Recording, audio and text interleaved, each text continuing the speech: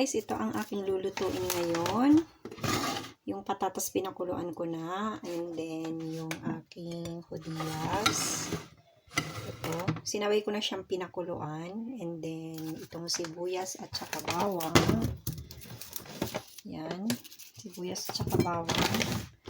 And then, ito rin na merlo sa empanada. Ito ang aming kakainin. Dahil alam nyo naman ngayon ang mahal na araw. Kaya yan.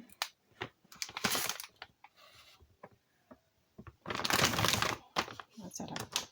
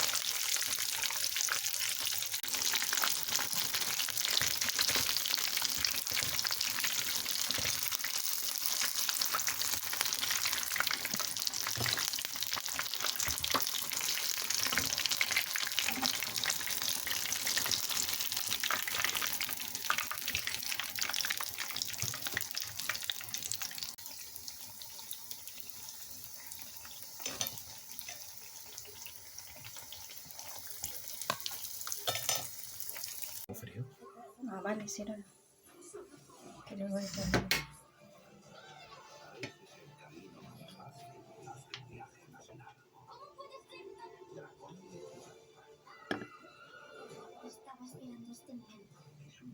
Ito na nga guys, ang aming pagkain ngayon. Tingnan nyo naman, napakasarap, diba? Tingnan nyo naman ang isda and then yung ating patatas na ginisa at yung ating judías verde. At syempre, magpasalamat muna tayo sa Panginoong Jesucristo sa lahat ng biyayang ibinibigay niya sa ating pang-araw-araw, kalusugan, physical, mental, at syempre mga trahedya guys. Syempre, unang-una kapag lalabas tayo ng bahay ay dali natin sa Mr. at sa Miss Pasensya para buhay ay laging masaya.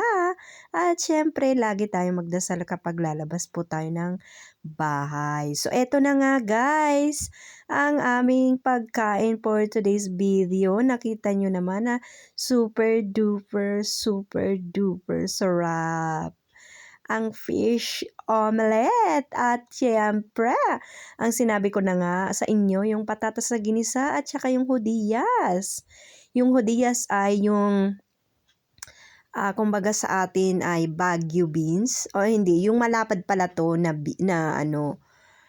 beans na inilalagay natin sa pansit guys, 'di ba? Judías verde ang tawag namin dito sa Espanya guys.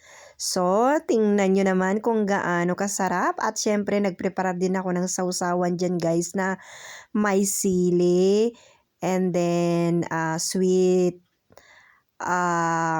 what is this? Sauce and then ketchup. Pinaghalo-halo ko guys. Super duper sarap. At alam nyo, habang ako nagbo-voice over, naglalaway ko guys. Dahil namimiss ko yung aking nilutong. Eto naman talagang napakasarap.